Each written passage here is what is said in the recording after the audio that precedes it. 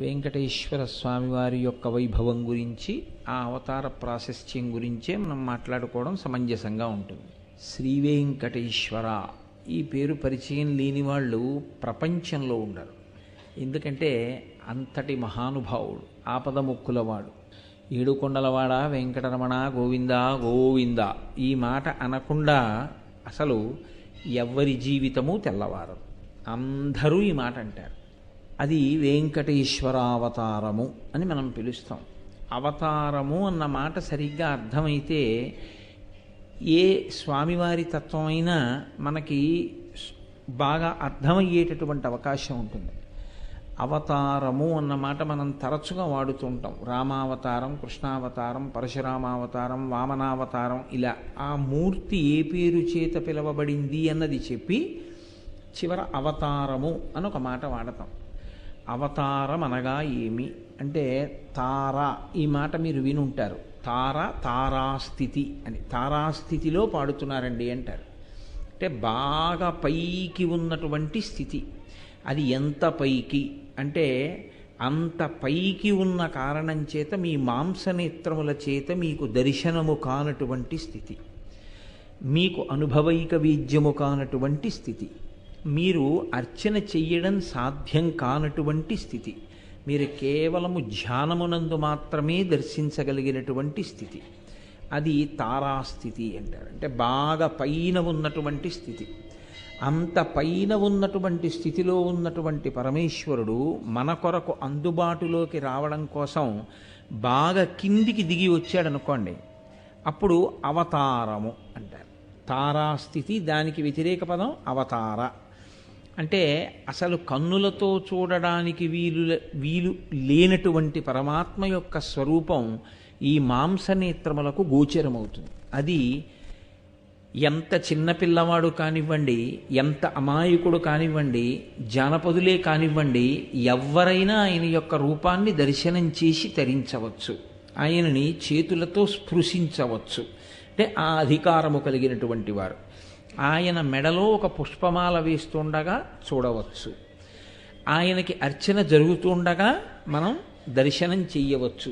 ఈ స్థితికి ఈశ్వరుడు కిందకి దిగి వస్తే దాన్ని అవతారము అని పిలుస్తారు. అలా అవతారమునకు ముందున్న స్థితి అజాయమానో బహుధా విజాయతే అంటుంది శృతి.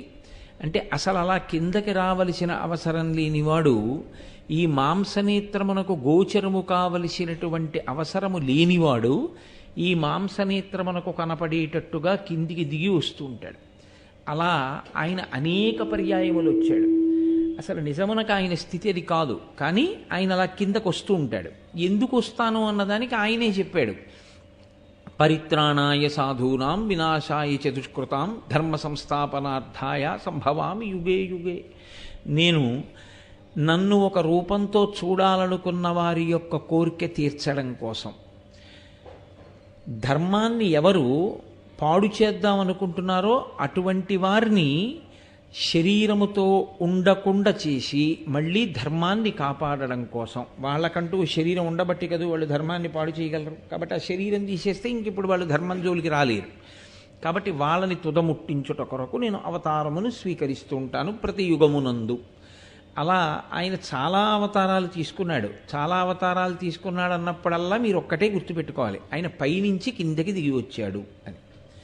ఇన్ని మాటలు కిందకి దిగి వచ్చాడు, నిజానికి లెక్క కట్టడం కష్టం. చాలా మాటలు కిందకి దిగి వచ్చాడు. కానీ మనం ప్రధానంగా చెప్పేవి వేదోద్ధారణ మందరాభరణ పృథ్వీధర్మ నిర్మాణ ప్రహ్లాదత్రాణ బలిప్రతారణ నృపాహంకార నిర్వాపన వైదేహీ రమణ ధనంజయ జయ వ్యాపార పారీణ క్షోణీ దివ్యత్కరుణ తమోహరణ తండ్రి వెంకటేశ ప్రభో అని దశావతారములను చెప్తాం. 10 అవతారాలు. ఇందులో 10 అవతారములుగా ఈశ్వరుడు దిగి వచ్చినప్పుడల్లా ఆయన చేసే పని ఒకటే, ఈ భూమిని కాపాడడం. భూమిని కాపాడడం అన్న మాట అన్నప్పుడల్లా మీరు ఒకటి జ్ఞాపకం పెట్టుకోవాలి, ఐశ్వర్యం అంతా ఎక్కడుంటుందంటే ఈ భూమి ఎందే ఉంటుంది. అందుకే దీనికి వసుధ అని ఒక పేరు. వసుధ అంటే ఐశ్వర్యమును కలిగి ఉన్నది అని. ఇందులోనే కదండి పంట పండాలన్నా ఇందులోనే, బంగారం దొరకాలన్నా ఇందులోనే, రాగి దొరకాలన్నా ఇందులోనే, ఇనుము దొరకాలన్నా ఇందులోనే, పెట్రోల్ దొరకాలన్నా ఇందులోనే. కాబట్టి ఇది వసుధ. ఈ వసుధని ఎవడిష్టం వచ్చినట్టు వాడు వాడుకుని నన్ను అడ్డు పెట్టేవాడెవడు అనుకుని స్వార్థంతో సంపదని కొల్లగొట్టి పాపపు జీవనం చేసే ప్రయత్నం చేసిన వాళ్ళని పరిమార్చడం కోసం ఈశ్వరుడు అవతరిస్తూ ఉంటాడు. కాబట్టి శంకర భగవత్పాదులు షట్పదీ స్తోత్రం చేస్తూ అవతారవతావత సదా వసుతాం అంటారు. ఈశ్వర, ఈ వసుధను రక్షించుట కొరకు నీవు అవతారములను స్వీకరించినావు, అనేక మార్లు క్రిందకి దిగి వచ్చినావు. ఇందులో మళ్ళీ ఈ క్రిందికి దిగి వచ్చినటువంటి అవతారాల యొక్క కదలికలు వేరు. కదలిక అంటే పైనుంచి కిందికి రావడంలో కంటికి కనపడనివాడు కంటికి కనపడడం, అంతటా ఉన్నవాడు ఒక రూపాన్ని తీసుకోవడం, అసలు అర్చనకి యోగ్యము కాని రూపం. అంతటా నిండిపోయిన వాడికి దీపం ఏం పెడతారు? అంతటా నిండిపోయిన వాడికి పుష్పహారం ఎలా వేస్తారు? అంతటా నిండిపోయిన వాడికి పంచె ఎలా కడతారు? వస్త్రోద్ధూత విధౌ సహస్రకరత పుష్పార్చని విష్ణుత అంటారు శంకరాచార్యులు వారు శివానందలహరిలో. నీకు పంచె కట్టాలంటే నన్ను సూర్యభగవానుడిని చేయవయా అన్నారు. 1000 చేతులు ఇస్తే ఏమో అలా కడతానేమో పంచె అన్నారు. అంతటా నిండిన వాడికి పంచె ఎలా కడతారు? కట్టలేరు. కాబట్టి అంతటా నిండినవాడు, ఒక్కచోట ఉన్నవాడు, అసలు ఈ కంటికి దొరకనివాడు ఇప్పుడు దొరుకుతున్నవాడు, ఎంతవరకున్నాడో చెప్పలేని స్థితిలో ఉన్నవాడు, ఒక గర్భాలయమునందు పట్టినవాడు, అన్నీ వ్యతిరేకమే. అంతగా కిందికి దిగి వచ్చేటప్పుడు కదలిక ఉంటుంది కదండి. కదలిక అంటే దాన్ని మీకు తేలికగా చెప్పాలంటే మేనిఫెస్టేషన్ అన్న మాట సరిపోతుంది. అంటే ఆయన అంతటా ఉన్నవాడు ఒక రూపంగా వచ్చి అలా దిగి నిలబడడం, ఇది కదలిక ఉంటుంది. అక్కడి నుంచి కదలి ఒక్క రూపంలోకి మారుతాడు ఆయన. ఇలా మారడానికి ఆ కదలికకి ఒక కారణం ఉంటుంది. ఆ కారణం లేకుండా అలా కదలడు ఆయన. ఏదో ఒక కారణం ఉంటేనే అలా కదులుతాడు. అలా కదలడం అన్న మాటను మీరు బాగా పట్టుకుంటున్నారు. నేను మళ్ళీ చెప్తున్నాను. అసలు ఏ కంటికి కనపడనివాడు ఒక కంటికి కనపడేటట్టు, ఏ తల్లి కడుపున పుట్టనివాడు ఒక తల్లి కడుపున పుట్టినట్టు, ఎవరి చేత ఏ రకంగానూ ఆరాధనకి సౌలభ్యం కానివాడు సులభుడైనట్టు, ఇలా దిగి వచ్చేటటువంటి క్రమంలో ఒక కదలిక ఉంటుంది. మొదటి కదలిక, ఆ కదలికతో ఆయన అలా లోకంలో అనుగ్రహించి దిగి వచ్చి కనపడతాడు. దీన్ని అవతార స్వీకారము అని పిలుస్తారు. ఈ ప్రతి కదలిక ప్రారంభ కాలమునకు ఒక కారణం ఉంటుంది. ఆ కారణం లేకుండా ఆయన కదలడం, అది నీకు తెలియకపోవచ్చు, నాకు తెలియకపోవచ్చు. కానీ ఈశ్వరుడు ఏ కారణానికి అవతరిస్తూ ఉంటాడు అన్నది చెప్తూ ఉంటాడు వ్యాస భగవానుడు పురాణములయందు. అదే పురాణంలో ఆయన అవతార స్వీకార ఘట్టాలుగా వస్తాయి. దాన్ని మీరు చాలా జాగ్రత్తగా పరిశీలనం చేస్తే మీకు అందులోంచి కొన్ని రహస్యములు అందుతాయి. దశావతారములొకెత్తు, మళ్ళీ ఇందులో యుగాలకి అనుసంధానం చేస్తూ ఒక మాట చెప్తారు. 10 అవతారాలు ప్రధానమైన అవతారములైన మళ్ళీ ఈ ప్రధానమైన అవతారాల్లో ఒక్కొక్క యుగానికి సంబంధించి ఒక్కొక్క అవతారాన్ని విశేషమైన దానిగా చెప్తారు. కృతేతు నారసింహో భూః త్రేతాయాం రఘునందన ద్వాపరే వాసుదేవశ్చ కలౌ శ్రీవేంకటనాయకః. ఈ శ్లోకాన్ని మీరు చాలా జాగ్రత్తగా పరిశీలనం చేయవలసి ఉంటుంది. పరిశీలనం చేస్తే అసలు ఈశ్వరుడికి మీకు ఉన్న అనుబంధం ఏమిటో మీకు తెలుస్తుంది. ఆ అనుబంధం తెలిస్తే భక్తి అన్న మాటకు అర్థం ఉంటుంది. ఆ భక్తి అన్నది తెలిస్తే ఉత్సవము అంటే అంటే తలెత్తి చూసి సంతోషంగా దాన్ని గమనించడం అన్నది అలవాటు అవుతుంది. అసలు ఈ భావన లేదనుకోండి, అసలు లోపల అటువంటి తంత్రులు అల్లుకోలేదనుకోండి, అది యాంత్రికంగా ఉంటుంది. అది చేసే పని దాని యందు మనసు మగ్నమై చెయ్యడం అన్నది కుదరదు. అందుకే కృతేతు నారసింహో భూః త్రేతాయాం రఘునందన, ఆయన కృతయుగంలో నరసింహస్వామిగా అవతరించారు. మీరు కొంచెం జాగ్రత్తగా పరిశీలించండి, నరసింహస్వామిగా ఆయన ఇప్పుడు అవతరించాడు. హిరణ్యకశిపుడు తపస్సు చేసినప్పుడు ఆయన అవతరించలేదు. నేను చావు లేకుండా ఉండాలి అన్నప్పుడు ఆయన కనపడలేదు. నేను ఇలాగే చచ్చిపోతాను అని ఆయనే కోరుకున్నాడు హిరణ్యకశిపుడు. అలా కోరుకున్నప్పుడు ఆయన కనపడలేదు. ఆయన కడుపున ఓ కొడుకు పుట్టాడు, హిరణ్యకశిపుడి కొడుకున, హిరణ్యకశిపుని యొక్క కడుపున. ఆ పుట్టినటువంటి పిల్లవాడు ఎంత చంపేద్దామనుకున్న తండ్రి చావు లేనివాడు అయ్యాడు. అది విచిత్రం. హిరణ్యకశిపుడు నాకు చావొద్దన్నాడు.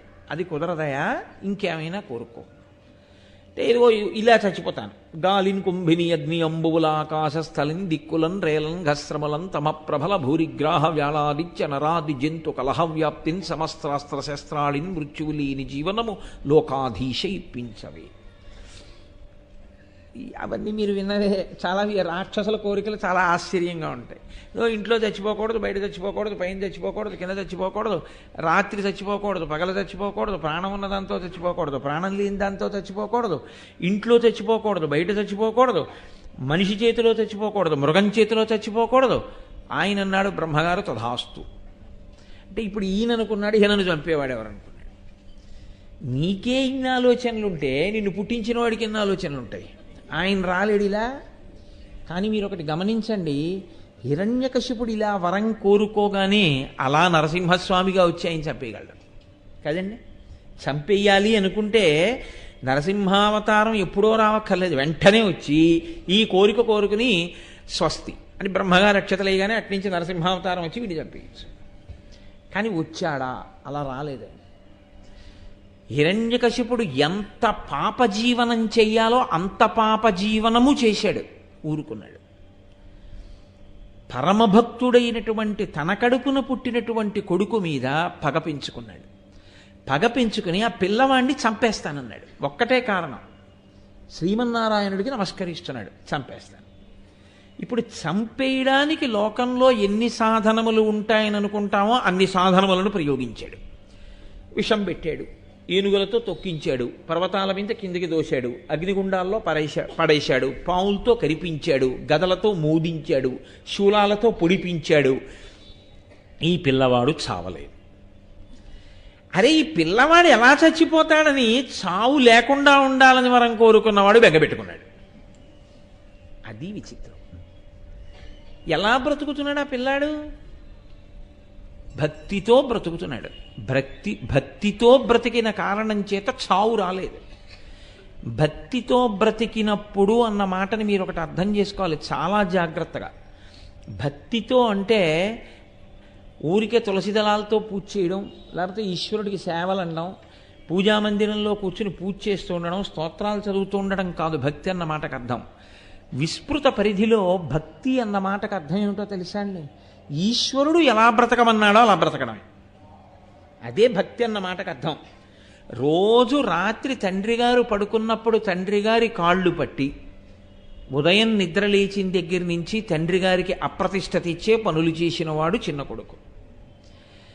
రోజు తండ్రి గారికి రాత్రి కాళ్ళు కూడా పట్టకపోయినా, నాన్నగారండి మంచినీళ్ళు తాగుతారా అని ఒక గ్లాసులు మంచినీళ్ళు ఇచ్చి నాన్నగారి పేరు ప్రఖ్యాతుల్ని దృష్టిలో పెట్టుకుని తండ్రి గారి గౌరవం ఇనుమడించేటట్టుగా బ్రతికినటువంటి వాడు పెద్ద కొడుకు. తండ్రికి ఎవరి మీద ప్రేమ ఉంటుంది? ఎవరి మీద సంతోషం ఉంటుంది? తన కాళ్ళు పడుతున్నాడు, తనకి కుర్చీ వేస్తున్నాడని రెండో వాడిని ప్రేమిస్తాడా? చిచి, వీడు బయటికి వెళ్ళి వీడు ప్రవర్తించే ప్రవర్తనకి నేను సంపాదించుకున్న పేరు ప్రఖ్యాతులు పోతున్నాయి అని బాధపడతాడు.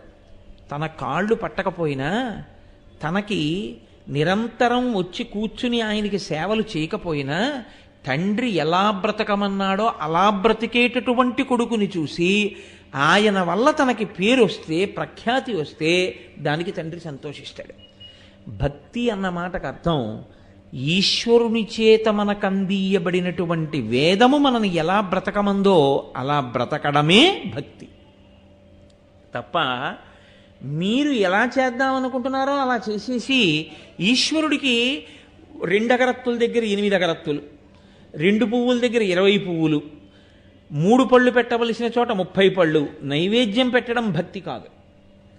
ఈశ్వరుడు ఎలా జీవించమని చెప్పాడో అలా జీవించడం భక్తి. ప్రహ్లాదుడు అలా జీవించాడు, హిరణ్యకశిపుడు అలా జీవించలేదు. అందుకే ఆయన తపస్సు ఆయన్ని రక్షించదు. ఈయన ఏ తపస్సు చెయ్యక్కర్లేదు, ఈయన భక్తి ఇన్ని కాపాడుతుంది. ఈ భక్తి అన్న మాటకి ఈశ్వరుడు ఎక్కడ లొంగిపోతాడో అప్పుడు ఆయన ఒక రూపాన్ని తీసుకొని వస్తాడు. దాని ప్రధాన ప్రయోజనం హిరణ్యకశిపుడిని సంహరించడం కాదు. ఆయన ఎలా వస్తే హిరణ్యకశిపుడు చచ్చిపోతాడో ఆయన వరం కోరినప్పుడే ఈశ్వరుడికి తెలుసు. పగలు కాదు, రాత్రి కాదు, అసుర సంధ్య వేళ ఇంట్లో కాదు బయట కాదు గడప మీద, పైన కాదు కింద కాదు తన తొడల మీద, నరుడు కాదు మృగం కాదు నరసింహావతారం, బతికున్నవి కాదు మరణించినవి కావు, పెరుగుతూ ఉంటాయి బతికున్నాయి, కోసేస్తే బాధ లేదు గోళ్ళు. కాబట్టి ఇలా చచ్చిపోతాడు అని ఆయన అడిగిన వరంలో ఉంది సమాధానం. ఇది తెలుసుకోలేనంత అమాయకుడు శ్రీ మహావిష్ణువు కారు, ఆయనకి తెలుసు ఇలా చంపేయించాడు. కానీ అలా ఆయన ఇప్పుడు మారాడు, అది అవతారం అంటే.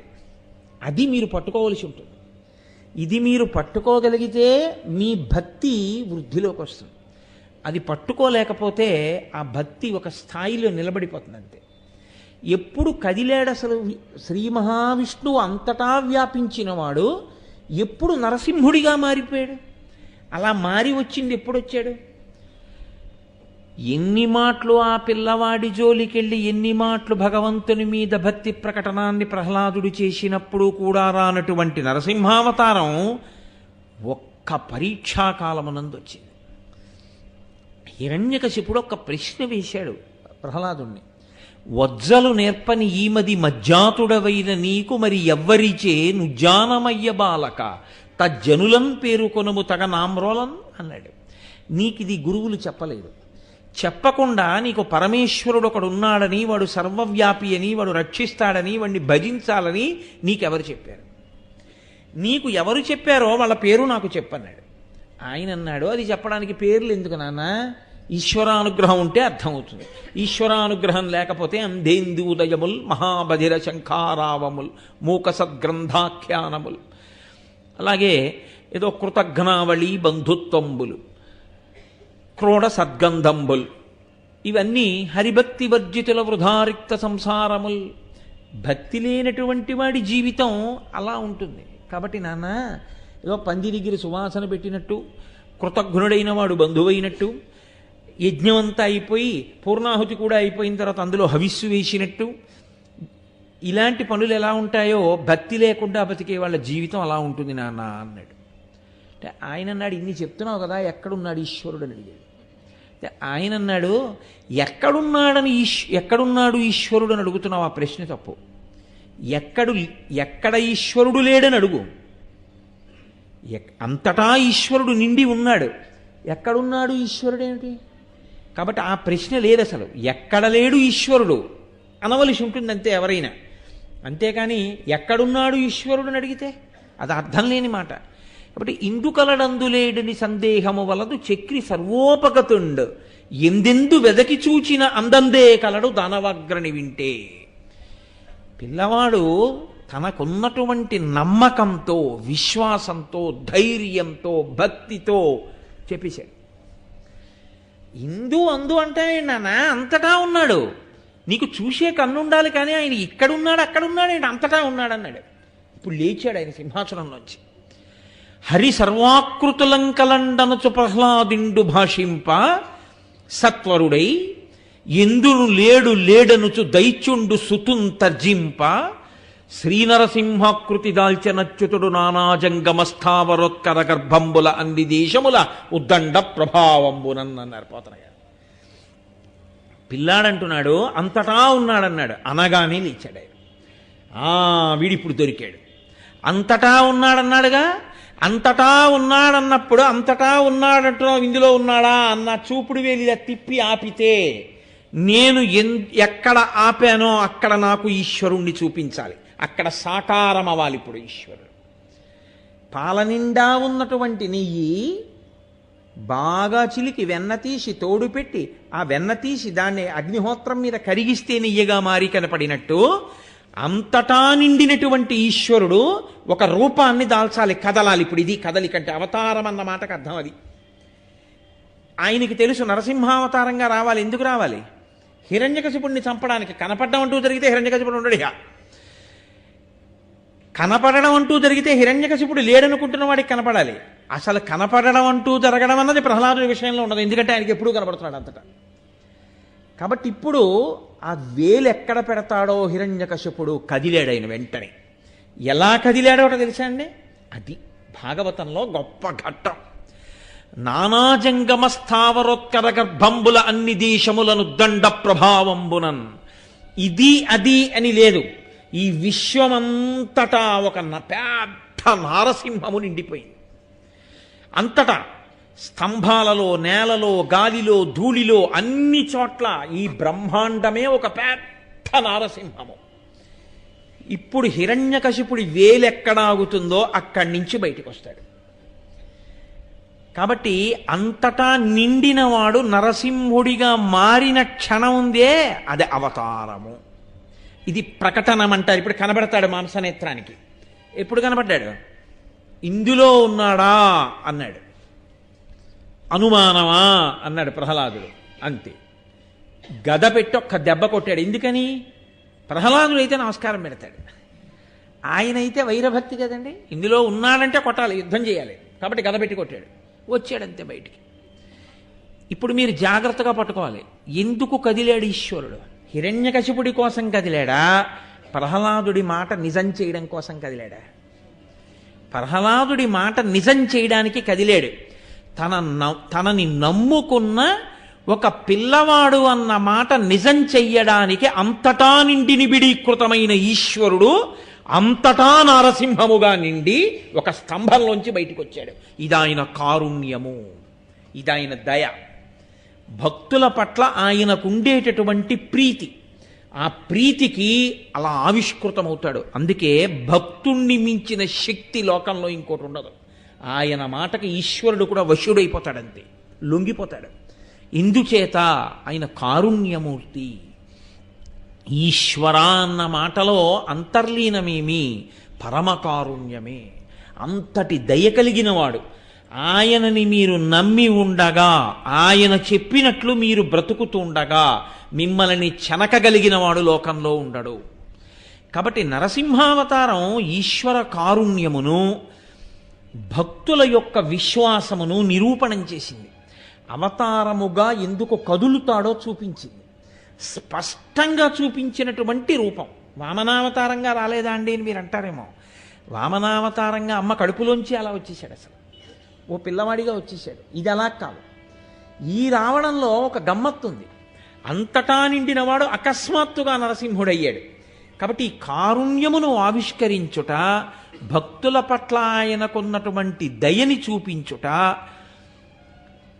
అదే సమయంలో అనుషంగిక ప్రయోజనంగా ధర్మాన్ని పాడు చేసే వాళ్ళని నాశనం చెయ్యడం, ఇన్నింటిని ఏకకాలమునందు ఈశ్వరుడు ఎలా సాధిస్తాడు, ఆ కదలిక ఎలా ఉంటుందో చూపిస్తుంది నరసింహావతారం. కాబట్టి కృతేతు నారసింహో భూహుత్రేతాయాం రఘునందన. కృతయుగంలో నరసింహస్వామిగా వస్తే త్రేతాయుగంలో రామచంద్రమూర్తిగా వచ్చాడు. రామచంద్రమూర్తిగా ఎలా కనపడ్డాడు? ఎప్పుడు కనపడ్డాడు? అక్కడ ఒక భక్తుడి ప్రార్థనకు వచ్చాడు, ఇక్కడ ప్రార్థనకే వచ్చాడు. ఎవరి ప్రార్థనకు వచ్చాడో తెలుసా అండి? దశరథ మహారాజు గారు పుత్రకామేష్టి చేసుకుంటున్నారు. ఇప్పుడు వస్తారు దేవతలు, కానీ మన కంటికి కనపడరు. మనకు ఆ శక్తి పోయింది ఉపాసన లేక. కానీ ఆనాడు దేవతల్ని చూసేవాళ్ళు ప్రత్యక్షంగా ప్రజలు వచ్చి వాళ్ళ సభలో కూర్చున్నారు. బ్రహ్మగారు కూడా వచ్చి కూర్చున్నారు. పెద్ద ఆయన వస్తే మరి కష్టాలు చెప్పుకోవద్దు. కాబట్టి వాళ్ళు అన్నారు, నైనం సూర్య ప్రతిపతి పార్శ్వే న మారుత చిలోర్మిమాలీతం దృష్ట్వా సముద్రోపి న కంపతే. అది వాళ్ళు చెప్పిన మాట. వాళ్ళు అన్నారు, రావణాసురుడు తిరుగుతుండగా సూర్యుడు గట్టిగా ప్రకాశించకూడదు. ఆయన అంతఃపురంలో ఉన్నాడు, ఆయన బాగా రోహిణీకార్తి చూపించవచ్చు. రావణుడు బయటికి వచ్చాడు, హేమంత ఋతువులో ఉండాలంతే. నైనం సూర్య, గట్టిగా ఆయన ప్రకాశించకూడదు. ప్రతిపతి పార్శ్వే నమారుత, గాలి గట్టిగా వీయకూడదు. ఆయన ఉత్తరీయం కదిలిందనుకోండి, వాయువు యొక్క ఉద్ధతి ఏమి అని అడుగుతాడు ఆయన. కాబట్టి వాయువు ఆయన దగ్గర గట్టిగా వీచడు. ఆయన వెళ్ళి సముద్రం దగ్గర ఇలా నిలబడ్డాడు అనుకోండి, సముద్రోపి నకంపతే, దాంట్లోంచి కెరటాలు రావు. సముద్రం నదిలే అయిపోతుంది, అన్ని తరంగాలు ఆగిపోతాయి. ఎందువల్ల? ప్రీతి చేత కాదు, భయం చేత. పంచభూతములను ఇంత భయపెడుతున్నాడు, ఇది చెప్పడానికి వాళ్ళు ఒక్క శ్లోకంలో చెప్పారు. ఇంత భయపెట్టడానికి కారణం ఏమిటో తెలుసా పితామహ? మీరు ఇచ్చినటువంటి వరం. ఎవ్వరి చేత చావడన్నారు, ఇంత భయపెడుతున్నాడు. ఇక మా పరిస్థితి చెప్పేదేముంది? సముద్రమే భయపడి, గాలే భయపడి, సూర్యుడే భయపడితే ఋషులమ్మ పరిస్థితి ఏం చెప్పమంటారు? దేవతల పరిస్థితి బిక్కు బిక్కుమంటూ బతుకుతున్నాం. మీరు ఆ వరం ఇచ్చారే, మరి ఎలా చనిపోతాడు అతను అంటే బ్రహ్మగారు అన్నారు, అతను మనుష్యులను అడగలేదు, వానరములను అడగలేదు, కాబట్టి మనుష్యుడి చేతిలో మరణిస్తాడన్నాడు. అనగానే దశరథ మహారాజు గారు యజ్ఞం చేస్తున్న చోట మనుష్యులు ఉండరండి. మనుష్యుడు చంపుతాడు అనగానే ఏ మనిషి అయినా లేచి అయితే నేను చంపేస్తానంటే నిజంగా చంపగలడా? మనుష్యుడైనంత మాత్రం చేత చంపలేడు. ఎక్కడి రావణుడు, ఎక్కడి తేజస్సు.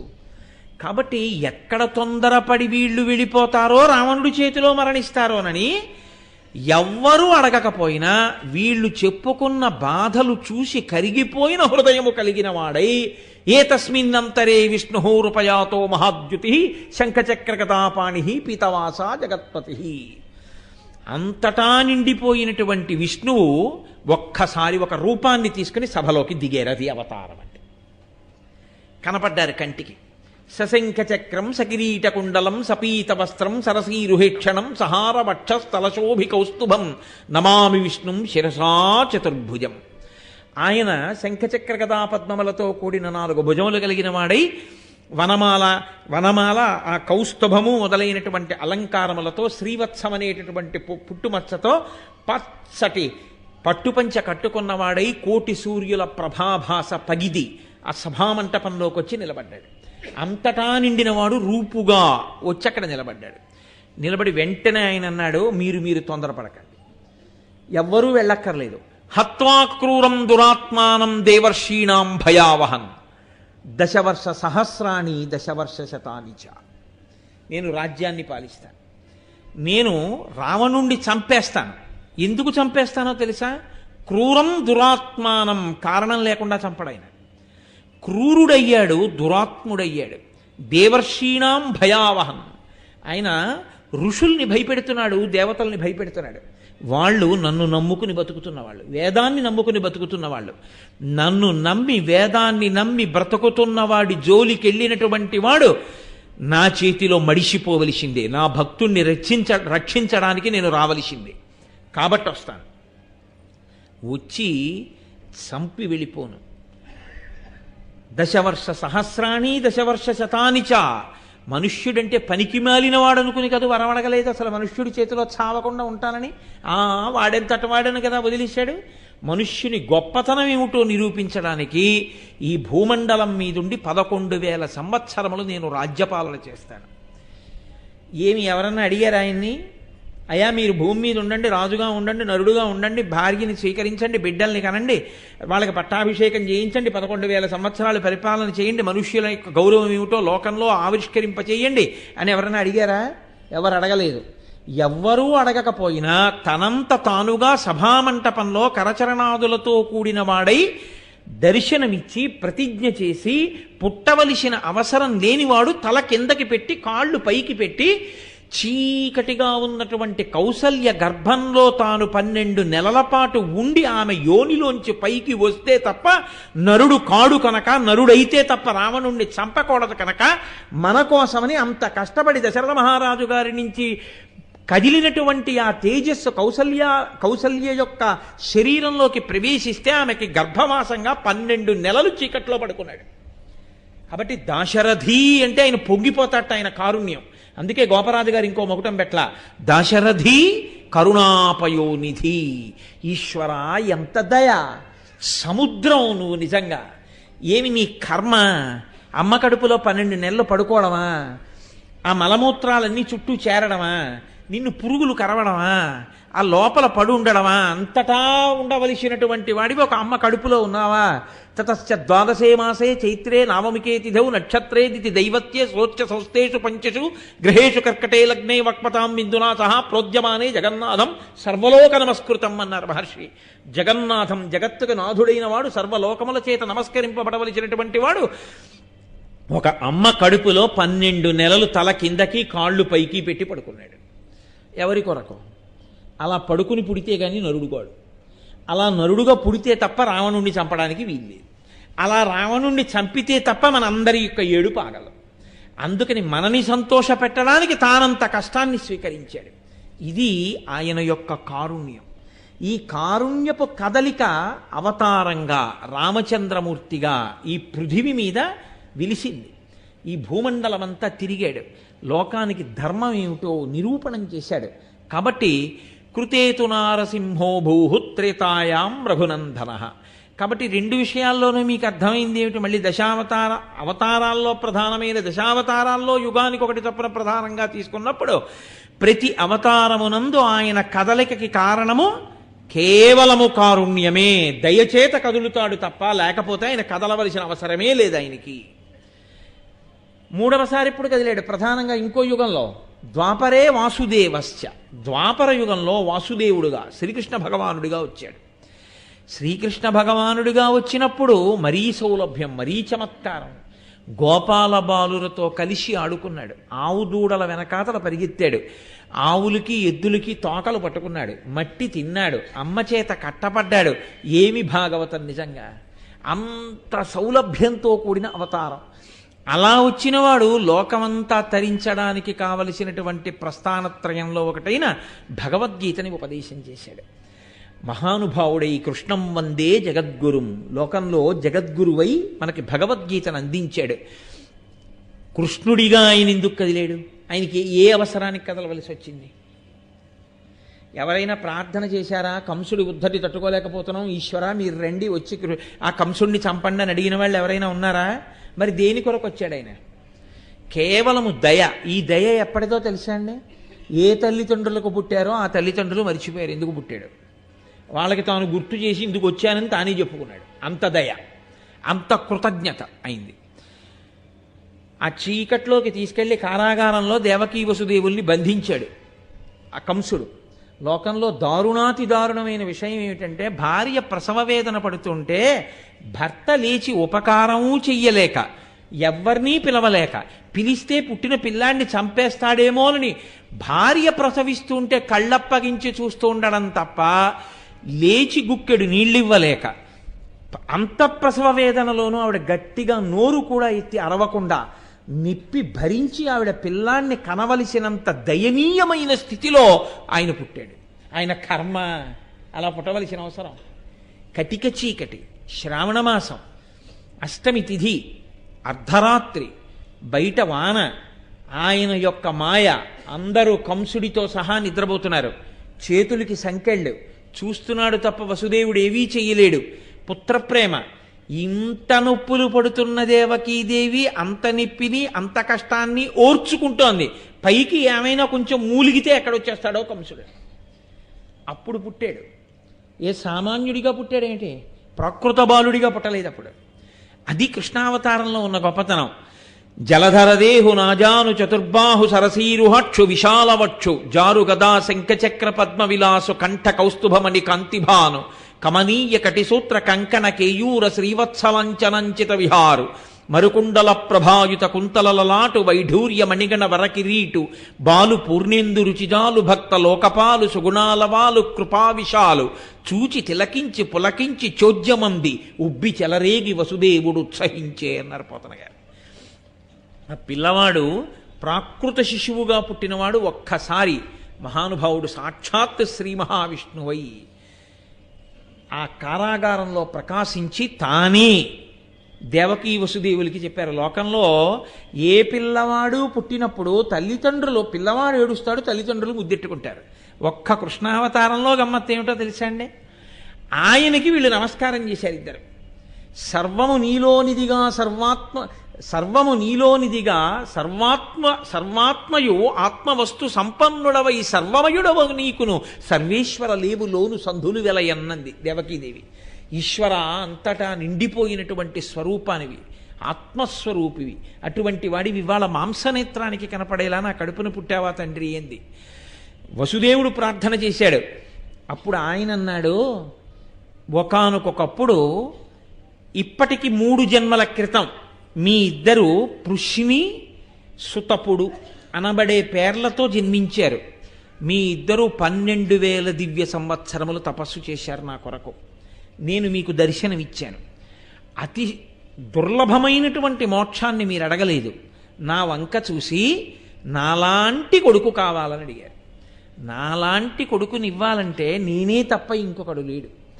మీరు నన్ను అడిగిన కారణానికి అంత కష్టపడి తపస్సు చేసినందుకు నాలాంటి కొడుకు కావాలని మీరొక్కసారి అడిగితే 3 మార్లు అన్నది సత్యం గనక 3 మాటలు మీ కడుపున పుట్టాను పిల్లవాడిగా.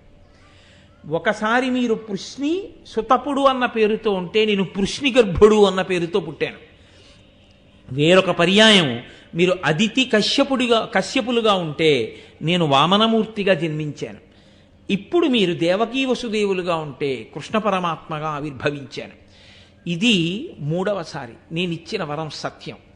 ఈసారి మీరు ప్రేమ చేతనో కొడుకనో మీ మనసుని నా దగ్గర పెట్టి నన్నే స్మరణ చేసిన కారణం చేత ఇక మీకు కూడా ఇదే చిట్ట చివరి జన్మ, మీరు నాలో కలిసిపోతారు అని ప్రకృత శిశువు అయిపోయి వసుదేవుడితో చెప్పాడు, నన్ను ఇలా తీసుకెళ్ళు అన్నాడు. యమున దాటించాడు. ఆ శౌరికి తెరవసగను ప్రకాశోద్దత తుంగ భంగ కలిత ధరా సాకాశయకు యమున పూర్వము సీతేశునకు పయోధి త్రోవ ఇచ్చిన భంగిన్. ఒకనాడు రామచంద్రమూర్తికి సముద్రం దారిచ్చినట్టుగా యమున కృష్ణ పరమాత్మని తీసుకుని వసుదేవుడు ఎడుతుంటే దారిచ్చేసింది. ఏమి వాళ్ళకి జ్ఞాపకం ఉందా? దేవకీ వసుదేవులకి ఈ పుట్టిన పిల్లాడు శ్రీ మహావిష్ణువు అని వాళ్ళకి జ్ఞాపకం లేదు.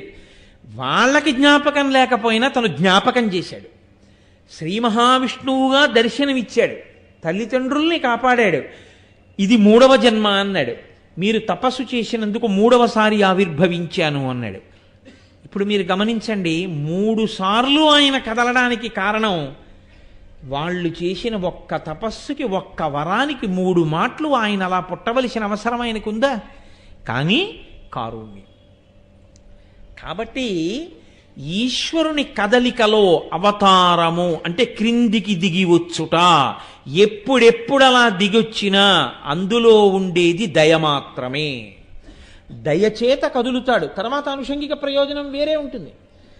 ఆ కృష్ణ పరమాత్మగానే కౌరవుల వధకి కారణమయ్యాడు. ఆ కృష్ణ పరమాత్మగానే రాక్షస సంహారానికి కారణమయ్యాడు. ఆ కృష్ణ పరమాత్మగానే జగదాచార్యుడై భగవద్గీత ఆవిర్భావానికి కారణమయ్యాడు.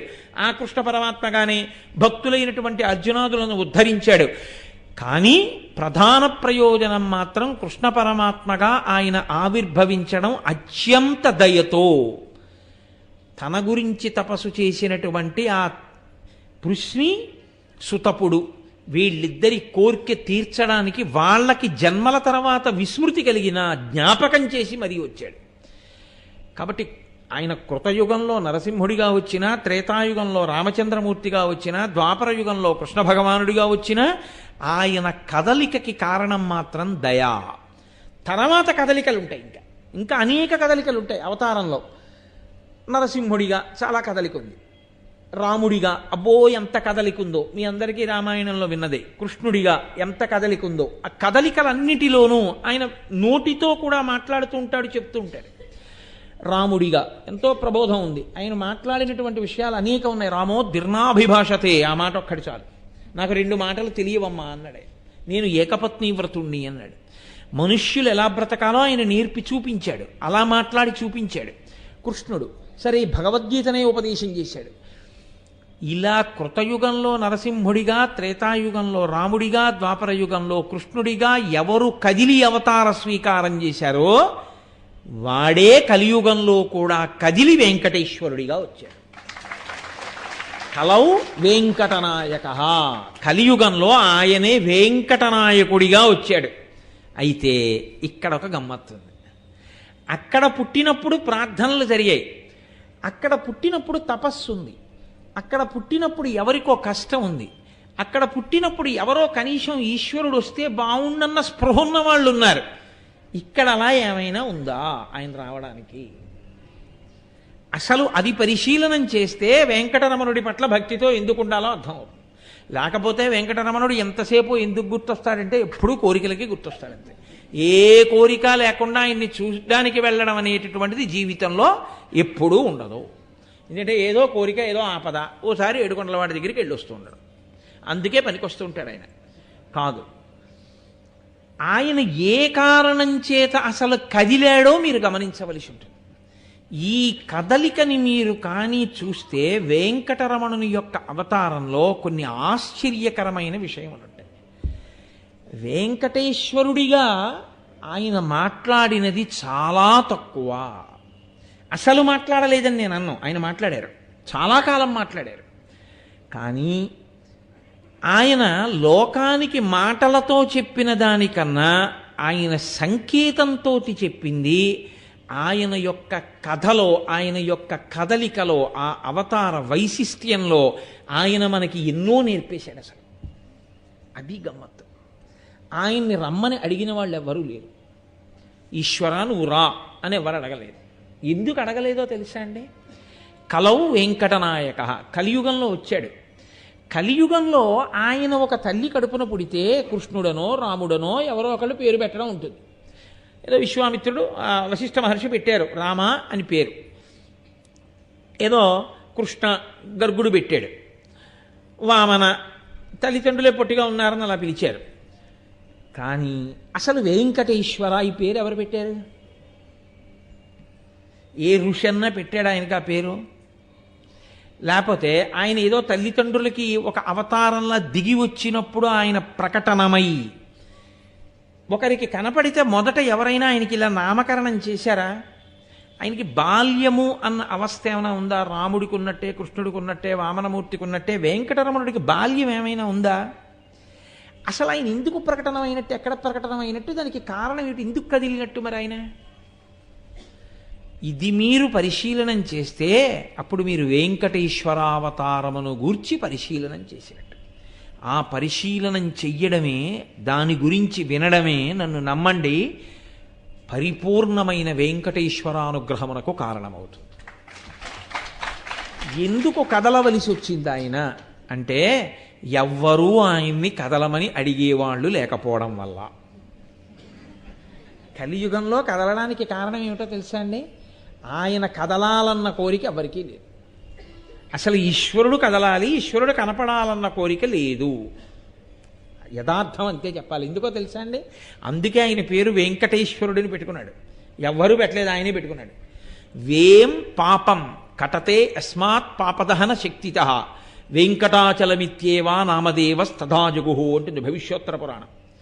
వేం అంటే పాపం, పెట్టుకోవడం వెంకటేశ్వరుడు, వెంకటేశ్వరరావు అని పేరెట్టుకుంటారు. పెళ్లి కార్డులో రాసేటప్పుడు వెంకటేశ్వరరావు అని రాస్తారు. వెం అన్న మాటకు అర్థం లేదు. వేం దీర్ఘం ఉంటే పాపం. వేం పాపం. కటేశ్వరుడు అంటే కట అంటే తొలగించుట.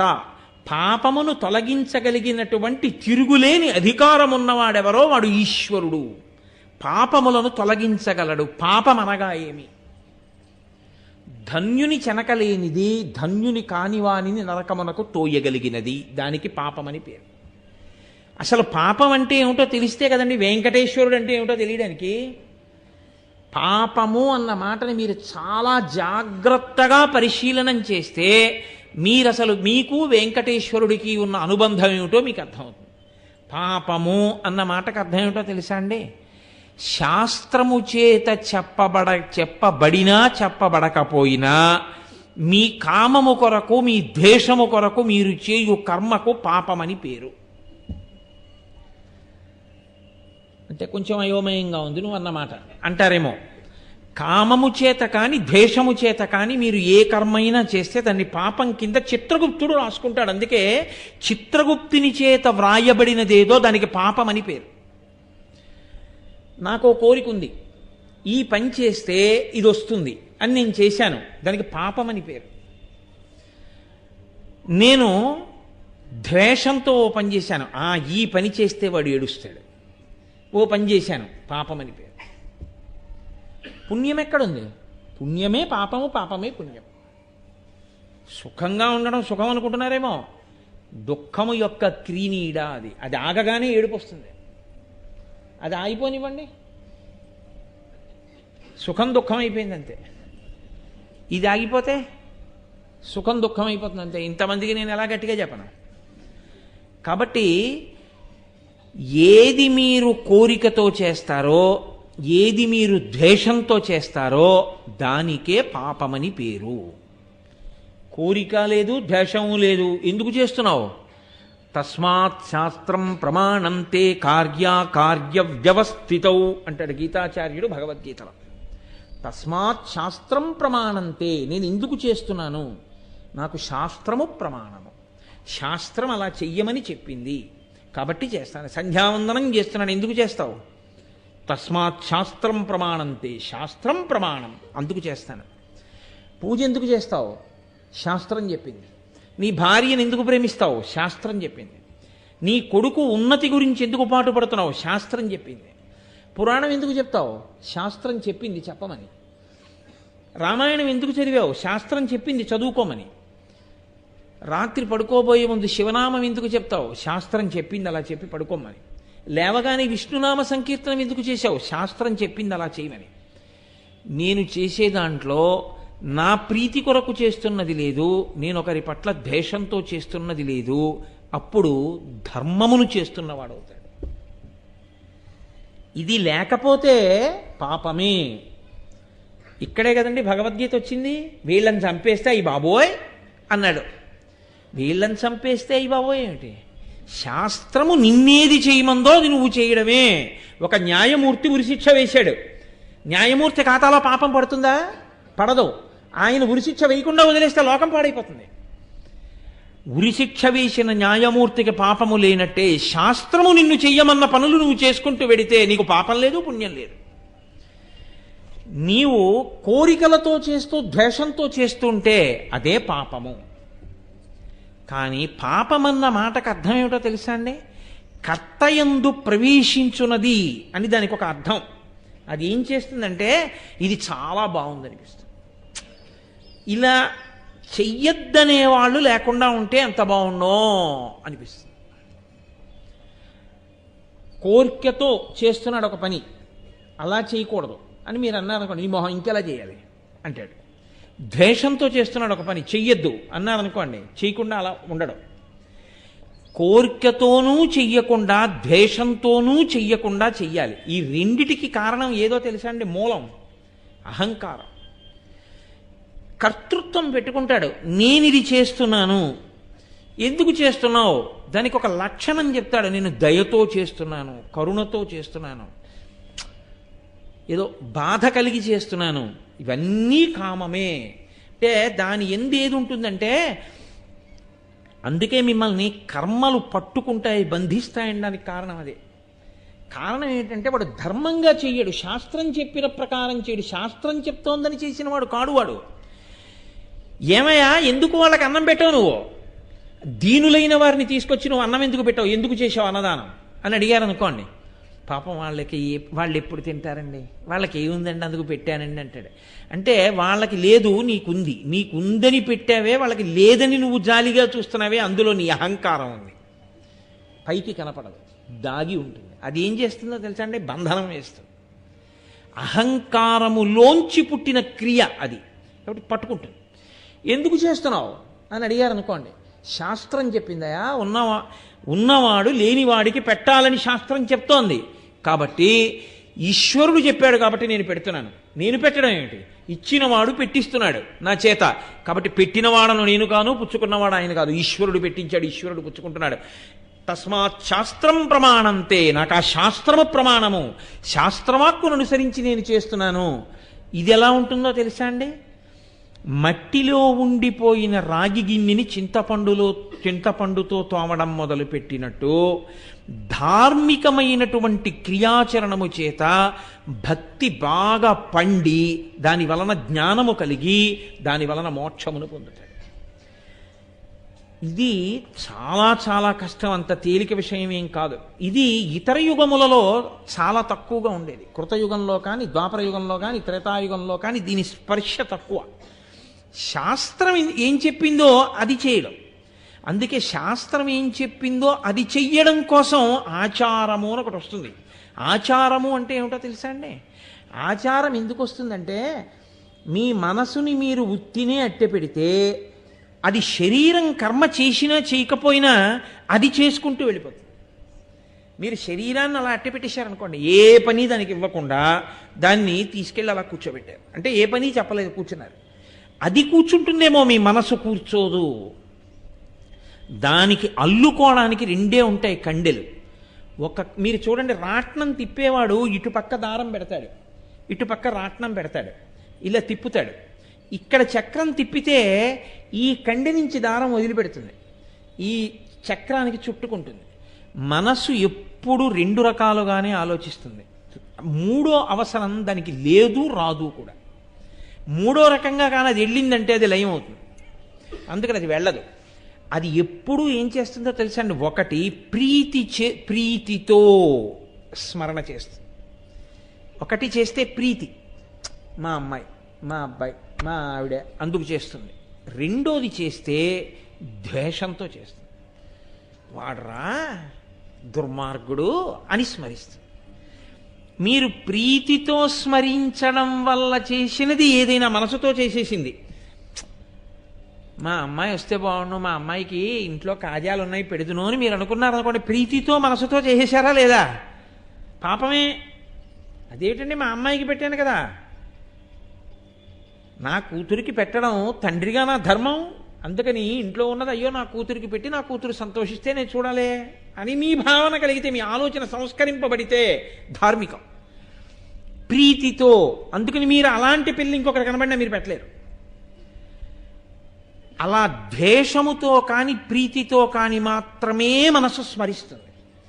ఆచారము అన్నదాన్ని ఎందుకు తెస్తారో తెలుసా అండి? అలా ఖాళీగా దాన్ని ఉండనివ్వరు. అలా ఖాళీగా ఉండకుండా చూడ్డానికి ప్రాతకాలంలో ప్రాతస్మరామి చదువుకో, స్నానం చెయ్యి, సూర్యుడికి నమస్కారం చెయ్యి, పూజామందిరంలోకి వెళ్ళు, సంధ్యావందనం చెయ్యి, పూజ చెయ్యి, బయటికి వచ్చావా గజేంద్రమోక్షం పారాయణ చెయ్యి, దేవాలయానికి వెళ్ళు, ప్రదక్షిణం చెయ్యి. ఇది అప్పుడు లోపల నుంచి ఏం చెప్తుందో తెలుసా అండి? వేళైపోయింది, స్నానం చేయాలి, వేళైపోయింది, పంచె కట్టుకోవాలి, అలా లుంగి కట్టుకుని పూజ చేయకూడదు, గోచి పోసి కుర్చీళ్ళు పోసి పంచె కట్టుకో, పంచె కట్టుకుని కూర్చోపీట మీద తూర్పు దిక్కుగా కూర్చోవాలి, అలా మధ్యలో ఆవలించకూడదు, వరాహ పురాణం చదివావు కదా, ఆవలిస్తే మళ్ళీ ప్రాయశ్చిత్తం చేసుకోవాలి, పూనికతో కూర్చో, ఆచమనం చక్కగా చెయ్యి, శరీరావయములకు నీటితో తడుపుకో, పూనికతో మనసుని నిలబెట్టు అని నన్ను నిలబెట్టమని తనకి తాను చెప్తుంది. నేను చెదిరిపోయాను చూసావా అని చెప్తుంది. ఆచారము మనసుని నిగ్రహించడానికి సాధనము. ఏమంటే మనసు బాగుంటే చాలదేంటండి ఇవన్నీ ఎందుకండి అన్నాడు అనుకోండి, అది మెట్ట వేదాంతము. ఆచారమును పట్టుకుని కానీ మనసును సంస్కరించలేవు. ఎవరో ఉంటాడు, కోట్ల మందిలో ఒకడు ఉంటాడు, ఆచారం అవసరం లేకుండా మనసు సంస్కరింపబడినవాడు. నువ్వు ఆయనతో పోల్చుకుని నీ మనసు అలా సంస్కరింపబడిందని చెప్పడానికి నీకు నువ్వు సాక్షి. ప్రీతితో ద్వేషంతో రెండూ లేకుండా నీ మనసు ఎక్కడ నిలబడిందో నాకు చెప్పు, నువ్వేమీ చేయకుండా కూర్చుంటే. ఆచార భ్రష్టత్వము పాపమునకు కారణము. మీరు శరీరముతో ఆచారమును పాటించడానికి సిద్ధపడకపోతే, శాస్త్రప్రోక్తమైన రీతిలో ప్రవర్తించడానికి మీరు ఇష్టపడకుండా శాస్త్ర విరుద్ధంగా మీరు ప్రవర్తించడం మొదలు పెడితే అది మనసుని కడగలేదు, అది కడగదు మనసుని. మీరు మనసుని రాగి పాత్రని చింతపండు పెట్టి తోమితే మిరియాలి తప్ప, రాగి పాత్ర దగ్గరికి తీసుకెళ్ళి మీరు మిరపకాయ ఎట్టి తోమితే అది ఎలా మెరుస్తుంది? అని మెరవదు. దేనికి ఏది వాడాలో అదే వాడాలి. మనసుని సంస్కరించడంలో ఆచారమునకు ప్రాముఖ్యత. అందుకే సనాతన ధర్మంలో ఆచారానికి అంత పెద్దపీట. కాబట్టి ఆ స్థితికి చేరిపోయావు, అప్పుడు నువ్వు ఆచారం పాటించావా పాటించలేదా వేరు విషయం. కాబట్టి అలా నిలబడగలగడం ఆ పుణ్య పాప అన్న రెండు మాటలకి కట్టుబడిపోకుండా, దొరికిపోకుండా, రాగద్వేషములకు అతీతంగా నిలబడి శాస్త్రమును ప్రమాణముగా పెట్టుకుని నువ్వు క్రియాచరణము చెయ్యగలగాలి. కలియుగంలో అలా చెయ్యడం సాధ్యమవుతోందా? మీరు ఆలోచించండి. ఏది చేసినా రాగద్వేషములతోటే చేస్తాడు. చేస్తే ప్రీతి, లేకపోతే అప్రీతి, ఈ రెండిటితోనే చేస్తాడు. అందుకే పాపము. కానీ దీనికి ఉన్న లక్షణం ఏమిటో తెలుసా అండి? ఇది కర్తయందు ప్రవేశించగలదు, అది విస్తరింపబడుతుంది. పాపమునకు ఆ లక్షణం ఉంటుంది, అది విస్తారమవుతుంది. దావాగ్ని అని ఉంటుంది. రెండు చెట్లు ఒరుసుకుంటే పుడుతుంది ముందది, చిన్న నిప్పురవ్వ కింద పుడుతుంది. పుట్టి ఆ ఎండిపోయినటువంటి బెరడిలో రాజుకుంటుంది. రాజుకున్నప్పుడు అది ఇంతే మంట, చిన్న పొగతో మొదలవుతుంది. అది తర్వాత ఏమవుతుందో తెలుసా అండి? మొత్తం అరణ్యాన్ని కాల్చేస్తుంది. అలాగే పాపము కర్తయందు ప్రవేశించి విస్మృతిని పొందుతుంది. మొదట ఒక్కసారి, తర్వాత పర్వాలేదు, ఇంకా దానికి అనుషంగికంగా కూడా అల్లుకుంటుంది. అల్లుకుని పాపాచరణమునందు స్థిరపడతాడు. స్థిరపడి బాగా వ్యాప్తి చెంది దాని ఫలితంగా కర్తని ఆశ్రయించి ఉన్న వాళ్ళని కూడా నశింపచేసేస్తాడు. ఆయన నరకానికి వెళ్ళిపోతాడు. ఆయనతో పాటు ఆయనని ఆశ్రయించి ఉన్న వాళ్ళు కూడా పాడైపోతారు. రావణుడు చేసిన పాతకానికి రావణుడితో ఉన్న వాళ్ళందరూ వెళ్ళిపోలేదు, అంతే మహాపాపం కూడా అలాగే తీసుకెళ్ళిపోతుంది. ఇది ఇతర యుగముల యందు విచక్షణతో ఆలోచించి శాస్త్రాన్ని పట్టుకోవడానికి అవకాశం ఇచ్చేది కాలం. కలియుగానికి ఉన్న లక్షణం ఏమిటో తెలుసా అండి? కలియుగం కలి యొక్క ప్రేరణతో ఉంటుంది. అందుకే ఏది చెయ్యమని మీరు చెప్పండి, ఈశ్వరుడు అని మీరు తీసుకొచ్చినా మళ్ళీ కామమే. ఈ కోరికతో ఈశ్వరుడికి చేస్తాడు, ఈ ద్వేషంతో ఈశ్వరుడికి చేస్తాడు. భగవంతుడు మళ్ళీ భగవత్ పూజ యందు ద్వేషం ఉంటుంది. భగవంతుని యొక్క రూపమునందు నామమునందు ద్వేషం అంతర్లీనంగా ప్రబలుతుంది. కారణం ఏమిటో తెలుసా అండి? అది ఎవరి తప్పు కాదు, కలియుగం యొక్క లక్షణం అది. కలిపురుషుడు ప్రతి దాన్ని విషమయం చేస్తాడు. ఎలా అంటే రాగద్వేషములతో కలిపేస్తాడు. కలిపేయడంలో లోకమంతా పాపము చేత చుట్టబడిపోతుంది. ఇది అంటువ్యాధి సోకినట్టు ఆచరణ భ్రష్టమైపోయి ఆచారము లుప్తమైపోయి ప్రతివాడు కామ్యకర్మగా ఆచరించడం, శాస్త్రాన్ని విడిచిపెట్టి ప్రవర్తించేవాడే కానీ అసలు శాస్త్రం చెప్పినట్లు ప్రవర్తించేవాడు ఉండడు. అందుకే ఎప్పుడైనా శాస్త్రం చెప్పారనుకోండి వాళ్ళకి చాలా కోపం వస్తుంది. అదేంటంటే ఆయన అలా చెప్పారంటే, ఎందుకంటే అది కలిపురుష లక్షణం అది. కాబట్టి తస్మాత్ శాస్త్రం ప్రమాణంతే కార్యాకార్య వ్యవస్థితౌ. కలియుగంలో కలి యొక్క ప్రభావం చేత అందరూ ఆ కోణంలోకి పడిపోతారు. శాస్త్రమే వద్దు అని శాస్త్ర ప్రమాణమనే ధిక్కరించిన వాడు ఈశ్వరుడు కావాలని ఎలా అడుగుతాడు? ఈశ్వరుడు వచ్చి అక్కడ కూర్చున్నాడు అనుకోండి, మీరు ఆర్తితో ప్రార్థన చేసి ఈశ్వరుణ్ణి తెచ్చుకున్నారనుకోండి అందరూ కలిసి, ఆయన ధర్మంగా ఉండు అంటాడు, శాస్త్రమును పాటించు అంటాడు. ఎవరికి కావాలి శాస్త్రం? ఎవరికి కావాలి ధర్మం? అక్కర్లేదు ఎవరికీ అక్కర్లేదు. కాబట్టి ఎవ్వరూ ఈశ్వరుణ్ణి రమ్మని పిలవరు. ఎవ్వరూ ఈశ్వరుణ్ణి రమ్మని పిలవకపోతే కలియుగ ప్రారంభమునందు ఎలా ఉందో తెలుసా అండి? ఇంకా ఇప్పుడు అనుకుంటున్నారేమో మీరు, ద్వాపరయుగం పూర్తయి కలియుగం వచ్చింది అంతే. అప్పటికి నారద మహర్షి వచ్చారు. ఆయన మహోపకారి, మహానుభావుడు, లోకమునకంతటికీ ఎప్పుడూ ఉపకారం చేస్తూ ఉంటారు ఆయన ఈ కలియుగంలో జనులు ఎలా ఉంటారో చూద్దాం అనుకున్నారు. ఏదో విదేశాలు వెళితే ఆ దేశంలో వాళ్ళు ఎలా ఉంటారో చూద్దామని చూస్తుంటారు, చూశారు. అలా కలియుగంలో జనులు ఎలా ఉంటారో చూద్దాం అని వచ్చాడు. ఆయన చూసి ఆయన గుండెలు బాధేసుకున్నాడు. బాధేసుకుని తిన్నగా సృష్టికర్త కాబట్టి తన తండ్రి గారి దగ్గరికి వెళ్ళాడు. వెళ్ళి ఆయన అన్నాడు, నాన్న ఏమిటి నాన్న ఈ అన్యాయం అన్నాడు. ఏమైందిరా అన్నాడు ఆయన. కమలాక్షు నర్చించ కానక కామించి కమలాక్షులతోడ కాలంబు గడుపువారు, రాజీవనేత్రుని సేవింపనొల్లక రాజదైవంబని భ్రమయువారు, శ్రీనాథునేనాడు పూజింపనొల్లక శ్రీమంతులగుట కాంక్షించువారు, నారాయణుని చేరు దారి నూహింపక దారుణాగంబుల తగులువారు, ముక్తి అను పల్కు ఎరుగక భుక్తి మార్గ సాధనాకైక చిత్తులై కష్టములు పొందుమారలై ధరాతలమున ప్రజలు పతితులగుట చూచి ఏను చింతింతునో అబ్జగర్భ అన్నాడు. ఓ తండ్రి బ్రహ్మ, కలియుగ ప్రారంభం ఎలా ఉందో తెలుసా? కమలాక్షు నర్చించ కానక కామించి కమలాక్షితో కాలంబు గడుపువారు. స్వీకరించింది ధర్మపత్నిగా, చేసిన దీక్ష ఒక్కటి ఉండదు జీవితంలో. భార్యతో కలిసి భార్యని ధర్మపత్నిగా స్వీకరించి దీక్ష స్వీకారం చేయడం, ఇద్దరు కలిసి చెయ్యాలి. దీక్ష చేస్తే రామాయణం చదవండి, ఇద్దరు కలిసి పడుకున్నారు పూజామందిరంలో. అసలు అలా చెయ్యడు. ఆమె కామపత్ని, ఆవిడ్ని చూస్తే తన దీక్ష ఎక్కడ పోతుందో అంటాడు. ఇంకేమి దీక్ష? కాబట్టి కామించి కమలాక్షులతో ప్రొద్దు గడుపువారు, ఎప్పుడు స్త్రీ బలహీనతతో జీవితాన్ని గడుపుతున్నవాడే తప్ప పరమేశ్వరుణ్ణి పట్టి చూద్దామని, లోపలికి చూద్దామన్న తాపత్రయం లేదు.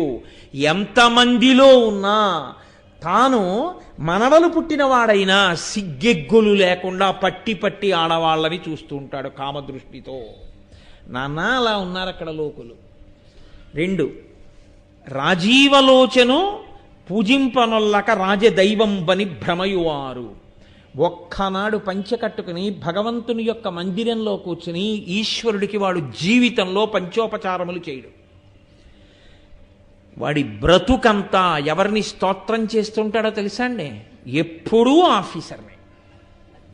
తన మీద అధికారి ఎవరుంటారో ఆయన మీద ఎంత కవిత్వమైనా చెప్తాడు. ఎదురుగుండా వెళ్ళి కూర్చుని మీరు ఇంద్రుడు, మీరు చంద్రుడు, మీరు ఉపేంద్రుడు, మీరు అంతవారు, మీరు ఇంతివారు, ఎంత స్తోత్రం చేస్తుంటాడు. ఈశ్వరుడి దగ్గరికి వెళ్ళి చదువు అన్నారనుకోండి, నీ పాద కమల సేవయు పద్యం కూడా ఆయనకి రాదు, ఏమీ రాదు. అదే కలిపురుష లక్షణం. అంటే కలి ఆయనని అంత ఆవహించి ఉన్నాడు. ఎప్పుడూ స్తోత్రం ఎవరిని? రాజు అంటే అధికారి, అధికారుల్ని స్తోత్రం చేస్తుంటారు. శ్రీనాథుని నాడు సేవింపనొల్లక శ్రీమంతులగుట కాంక్షించువారు. వాడి జన్మంతా లక్ష్మీదేవికే పూజ, వాడు విష్ణు భగవానుడికి పూజ చేయడు. ఎందుకో తెలుసా అండి? ఆవిడికి ఎందుకు పూజ, ఆయనకెందుకు? ఆవిడుంటే చాలు. నాకు సీతమ్మ తల్లి ఉంటే చాలు, రాముడు అక్కర్లేదన్న వాడికి 10 తలలు పోయాయని వాడు తెలుసుకుని ఉంటే వాడు లక్ష్మిని విష్ణువుతో కలిపి అర్చన చేస్తాడు. వాడికి విష్ణువు అక్కర్లేదు. విష్ణువు ఎందుకు, ఆయన ఏం చేస్తాడు నాకంటాడు. లక్ష్మి ఐశ్వర్యం ఇస్తుంది, అందుని ఆవిడ కావాలి. అంటే శ్రీనాథునేనాడు శ్రీవింపనొల్లక శ్రీమంతులగుట కాంక్షించువారు. ఆవిడో నిత్యానపాయిని, ఆవిడ అసలు భర్తని విడిచిపెట్టి ఉండదు. భర్తని విడిచిపెట్టి ఉండని తల్లి ఆయనని విడిచిపెట్టి ఆవిడ్ని పూజ చేసేవాడు ఇంటికి ఎలా వస్తుంది? అసలు ఆవిడ రాదు. కానీ వీడు ఆవిడ్ని ఒక్కదాన్నే పూజ చేస్తుంటాడు. ఇది చాలా విచిత్రం నాన్న కలియుగంలో. అప్పటికలా ఉంది అంటే మీరు చూడండి. కాబట్టి నారాయణుని చేరు దారి నూహింపక దారుణాఘంబుల తగులువారు. అసలు నారాయణుణ్ణి చేరుకోవడానికి మనుష్య జన్మ వచ్చిందరా? దీంతో శాస్త్రం చెప్పిన వాక్కులను అనుసరించి కర్మాచరణం చెయ్యాలని ఊహ చేయడు. వాడు ఎప్పుడూ మహాపాపములకే తగులుకుంటూ ఉంటాడు. నేను ఇందాక మీతో మనవి చేసే పాపం అంటే ఏమిటో. ఇప్పుడు దానికి తగులుతూ ఉంటాడు. చిత్రగుప్తుడి ఖాతా నిండా వీడి పేరే ఉంటుంది. దారుణాఘంబుల తగులువారు. ముక్తి అను పల్కు ఎరుగక అసలు మోక్షం అంటే ఏమిటి అన్నది కూడా వాడికి తెలియదు జీవితంలో. అసలు ఆ మాట వాడికి అక్కర్లేదు. భుక్తి మార్గ సాధనాకైక చిత్తులై ఎప్పుడు తినడం తినడం తినడం తినడం తినడం అంటే ఆహారమే అని మీరు అనుకోకండి. భోగం భోగం భోగం భోగం. ఎప్పుడు దీన్ని ఎంత భోగాలకి గురి చేయొచ్చు, దీన్ని ఎంత భోగాలకి గురి చేయొచ్చు, దీనికి ఎన్ని భోగాలు పెట్టచ్చు, దీనికి ఎన్ని భోగాలు పెట్టచ్చు. ఇదే భక్తి మార్గ సాధనాకైక చిత్తులై. తప్ప వాడి జన్మాంతరంలో ఈ భోగాలకి దూరంగా ఉండి దీన్ని క్లేశ పెట్టైనా ఈశ్వరుడు వైపు అడుగేస్తాననడం. నాన్న వీళ్ళు ఇలా పతితులైపోవడం చూసి ధరాతలంబున ప్రజలు పతితులగుట చూచి ఏను చింతింతునో అబ్జగర్భ, నాకు చాలా బాధగా ఉంది నాన్న, ఏమిటి వీళ్ళందరూ ఇలా ఉన్నారని అడిగాడు ఆయన. కాబట్టి కలియుగము అన్న దాంట్లో కలి యొక్క లక్షణమేమి అనగా విశేషమైనటువంటి పాపకర్మ వైపుకి తీసుకెడుతుంటాడు.